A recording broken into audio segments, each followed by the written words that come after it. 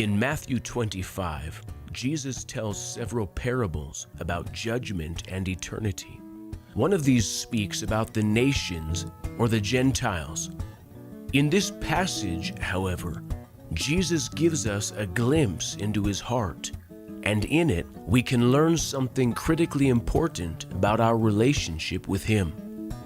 Matthew 25:31-40 says, "When the Son of Man comes in his glory, and all the holy angels with him, then he will sit on the throne of his glory. All the nations will be gathered before him, and he will separate them one from another, as a shepherd divides his sheep from the goats. And he will set the sheep on his right hand, but the goats on the left. Then the king will say to those on his right hand, 'Come, you blessed of my Father, inherit the kingdom prepared for you from the foundation of the world. For I was hungry, and you gave me food. I was thirsty, and you gave me drink. I was a stranger, and you took me in. I was naked, and you clothed me. I was sick, and you visited me. I was in prison, and you came to me.' Then the righteous will answer him, saying, 'Lord, when did we see you hungry and feed you, or thirsty and give you drink? When did we see you as a stranger and take you in, or naked and clothe you? Or when did we see you sick or in prison and come to you?' And the king will answer and say to them, 'Assuredly, I say to you, inasmuch as you did it to one of the least of these my brethren, you did it to me.'" Here Jesus is describing not only a future event, but a principle that we need to understand. The scripture tells us that God is going to separate people into two groups. Our text uses the words sheep and goats, which signifies honor and dishonor. A better picture of this has to do with relationship. This is a picture of our King making a public proclamation about the nature of humanity's relationship with him. But what is fascinating about this great judgment is not just the fact that God is making a distinction between people, but the standard by which that distinction is made. Verse 35, "For I was hungry, and you gave me food. I was thirsty, and you gave me drink." To simplify the passage, the essence of it is about how people treat the least of these. Jesus says to them, "Come into glory because you have had compassion on those who were hurting." Now there is a critical distinction that needs to be made.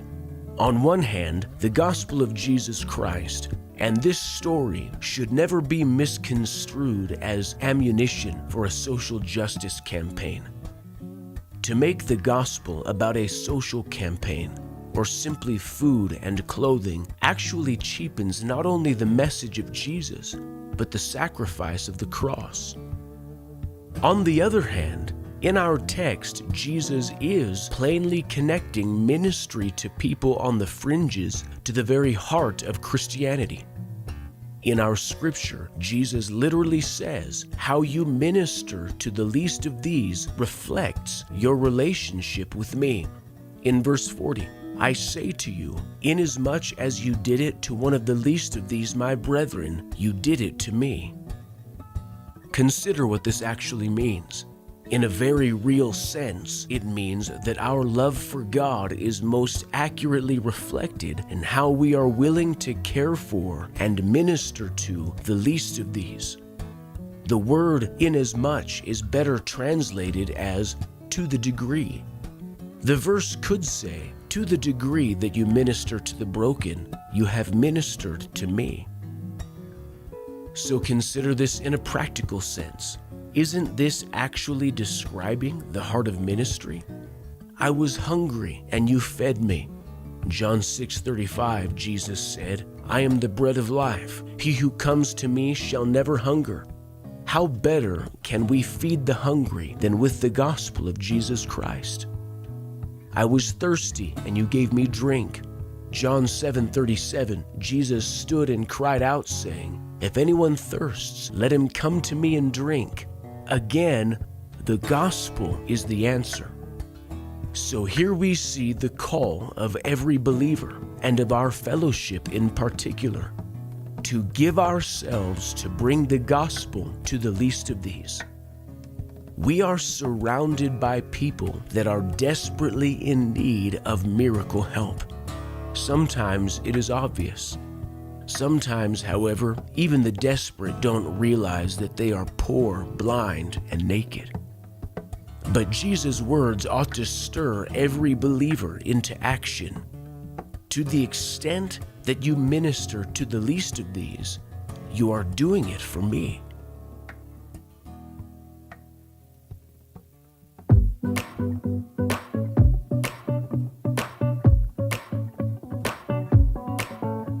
From the moment you found me, my past was erased and washed away.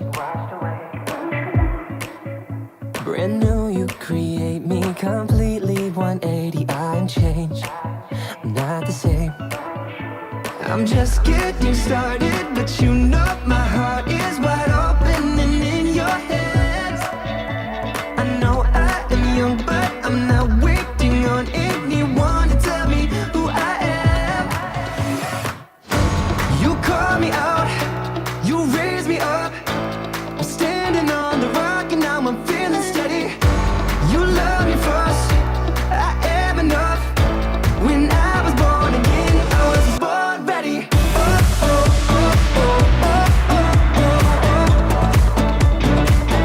I was born ready. Oh, oh, oh, oh, oh, oh, oh, oh. From the moment you saved me, you filled me with power through and through. So I will not be timid, no limits to all I can do. Because of you, whatever I'm facing, my faith is not fading. You've given me strength to stand. I know I am young, but I'm not waiting on anyone to tell me who I am. Yeah, you call me out, you raise me up. I'm standing on the rock and now I'm feeling steady. You love me first, I am enough.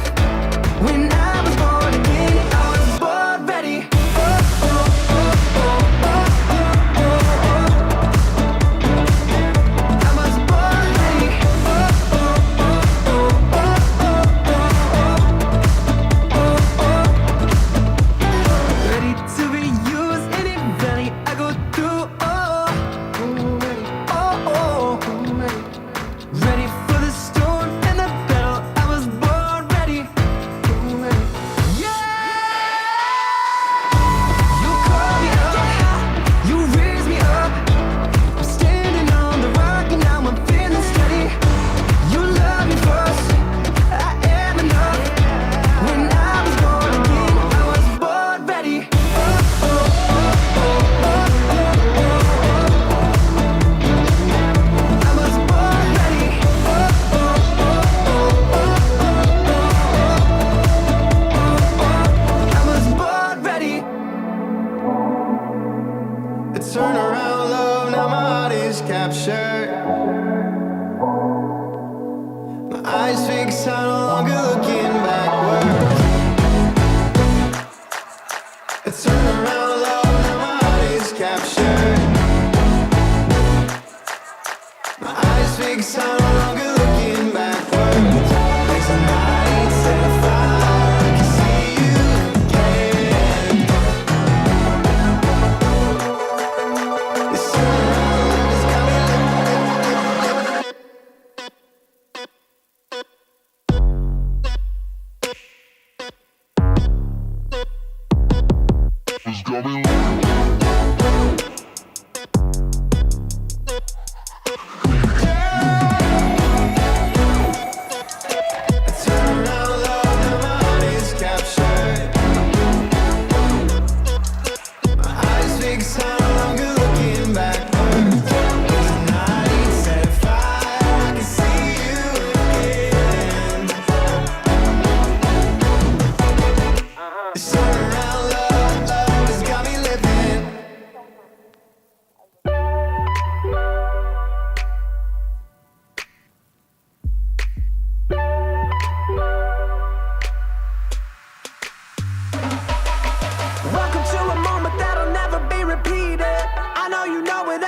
until you see it.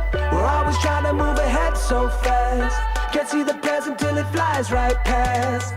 Overthinkers got a funny way of stealing all the colors that you really should be seeing. I know it doesn't always feel that way, but look around, you see it's all okay right now. Right now.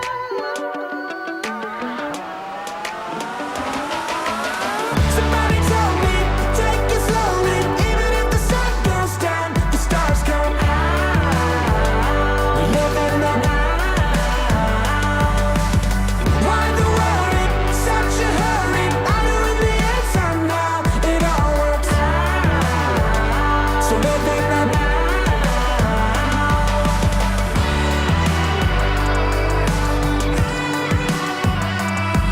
Right now.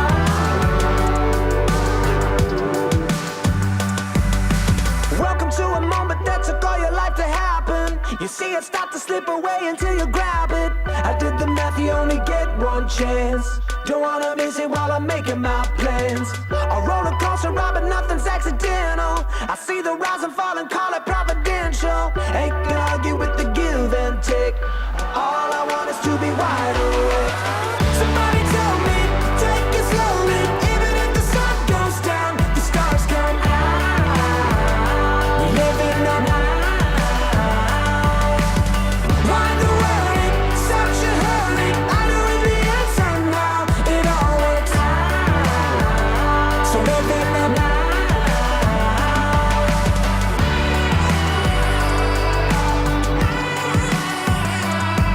Right now.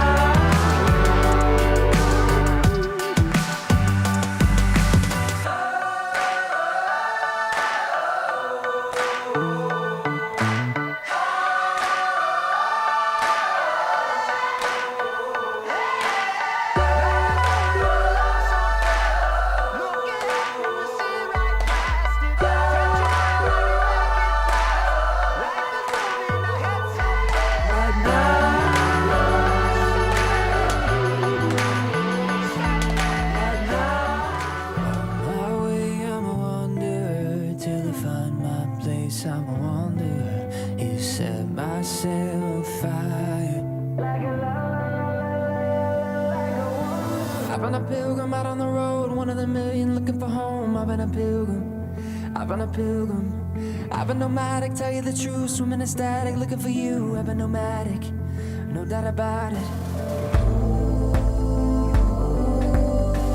I'ma go where the spirit leads you. Ain't nobody stopping me. I'm on my way, I'm a wanderer till I find my place. I'm a wanderer. You set my sail on fire. I'm drifting ever higher. So look up, my compass in the stars, gonna guide me through this world of ours. You set my sail on fire, like a la la la la la la, like a wanderer.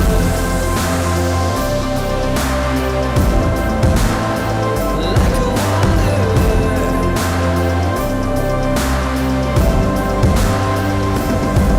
Ain't nobody stopping me. I'm on my way, I'm a wanderer till I find my place. I'm a wanderer. You set my sail on fire. I'm drifting ever higher. So look up, my compass in the stars, gonna guide me through this world of ours. You set my sail on fire, like a la la la la la, like a wanderer.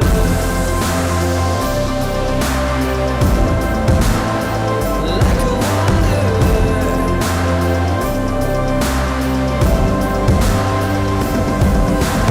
I've been a stranger walking alone. I've been a dreamer in the unknown. I've been a stranger. I've been a stranger. The ends of the earth, out on the edge. Farther I go, stronger I get. Finding my purpose. Finding my purpose. I'ma go where the spirit leads you. Ain't nobody stopping me. I'm on my way, I'm a wanderer till I find my place. I'm a wanderer. You set my sail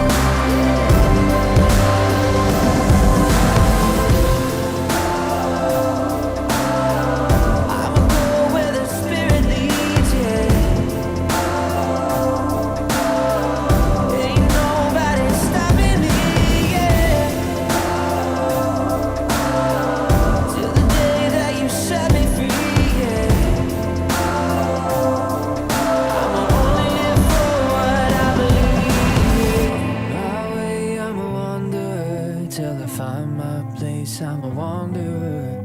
You set my sail on fire. I'm drifting ever higher. My compass in the stars gonna guide me through this world of ours. You set my sail on fire, like a la la la la la la la, like a wanderer. Our scripture is speaking about a group of people that is not actually defined beyond their need. They are not defined as a social class, an ethnic group, or even a subset of society. Of course, the obvious lesson here is that we can find the least of these in every corner of society, in every nation across the globe. Biblically, however, we find a theme that brings clarity to what it means to minister to the least of these. Throughout Scripture, we often read about strangers, visitors, and foreigners, and more specifically, we read about the heart of God for them. In the book of Ruth, where we see Boaz as a type or a representation of Christ, his compassion is stirred for her, and she says to him, Ruth 2, verse 10, "Why have I found favor in your eyes, that you should take notice of me, since I am a foreigner?"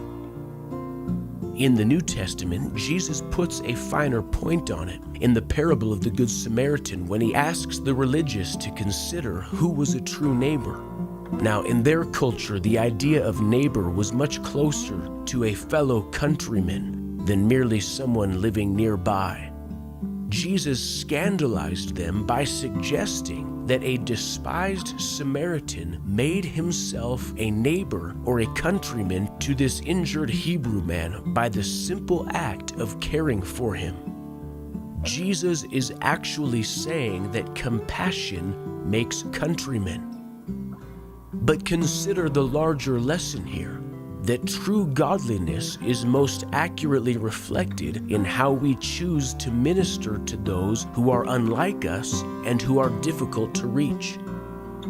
In verses 33 through 35 again, "And he will set the sheep on his right hand. Then he will say to those on his right hand, 'Come, you blessed of my Father, inherit the kingdom prepared for you from the foundation of the world. For I was hungry, and you gave me food.'" And if you consider Scripture as a whole, you must come to the conclusion that God's heart has always been tender toward the foreigner. From the Old Testament stories of Rahab and Ruth to Paul's New Testament ministry across Asia, we see the thrilling truth that the message of redemption was always meant to reach every nation and people group.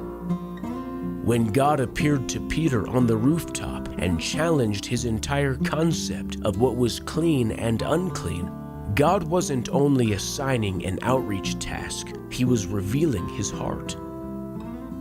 When Paul, the Hebrew of Hebrews, proclaimed in Romans that he was an apostle to the Gentiles, he was again revealing something important about the heart of God. So back in our text, Jesus makes this statement in verse 40, "Assuredly, I say to you, inasmuch as you did it to one of the least of these my brethren, you did it to me." Remember who he's speaking to. This was an overwhelmingly Jewish audience. In their minds, the one group of people that most readily fit the description of the least of these was the foreigner. To the Jewish mind, even for converted Jews, they struggled with Jesus' insistence on talking to and ministering to foreign people. Even his disciples ignored the Samaritan woman in John 4. So consider what this scripture is really saying to us. Jesus tells this story, and I'll paraphrase. "In the coming judgment, I will separate the accepted from the rejected. And when I do, I will tell those that enter into glory, thank you for ministering to me. Thank you for bringing the hope of the gospel to me. Thank you for caring for me." And the righteous will say, "But this doesn't make sense. How could we possibly have brought the gospel to you?" And Jesus will reply, to the same extent that you gave the bread of life to foreigners, you ministered to me. See, the real lesson of our text is that our heart for God is most accurately revealed by our attitude toward world evangelism. And Jesus makes this profound declaration that ministering to the least is actually indistinguishable from ministering to Jesus himself. Every time you invest in world evangelism, Jesus says, "I was hungry and you gave me food." Every time a couple leaves their home to pioneer, Jesus responds, "I was thirsty and you gave me a drink." Every time we lay aside our personal desires to reach a desperate people, Jesus proclaims, "I was naked and you clothed me, and in prison and you visited me." And one day we will all stand before Jesus, and he will point to the nations, the tribes, and the peoples of the earth that have been redeemed, and he will say to his flock, "Inasmuch as you did it for the least of these, you did it for me."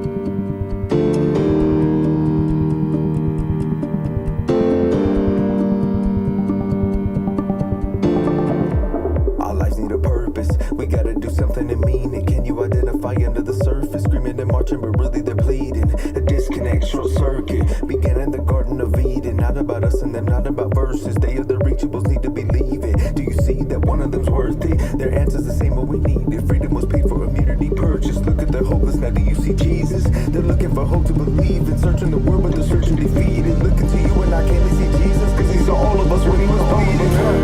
Can you see the least of these? They don't know the dying and they will never know until we see Jesus in the least of these, the least of these, the least of these, the lost and the dying alone, the least of these. Oh, can you see Jesus in the least of these? Look up, do you see them? They're dying in front of us daily. Listen, they're crying out. Can you hear it? Someone please save me. Get up and go if you won't. Who will? The people they're waiting.